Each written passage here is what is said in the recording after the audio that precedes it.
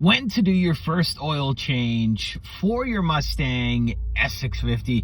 Now this question, many new owners are coming into Mustang, or coming into the new cars and wondering when to do the oil changes on these specific cars.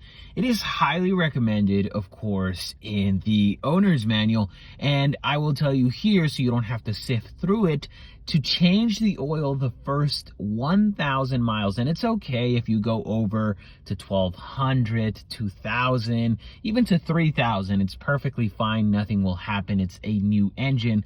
But it's recommended that you do it in the first 1,000 miles. And then after that, I would recommend every 2,500 miles. Again, I'm not a mechanic or anything, but I've had a lot of new cars, and I would highly recommend to do it in the first 1,000 miles. Again, it doesn't matter if you go a little bit over, even to 3,000 to 4,000. It's okay. Nothing's going to happen. But it's recommended at 1,000 miles. And then for me, every 25 to 3,000 miles, 2,500 to 3,000 miles after that. Let me know what you think about this. When are you going to change your oil for your Mustang, or when did you change your first oil change for your Mustang? That's a lot of oil change in there.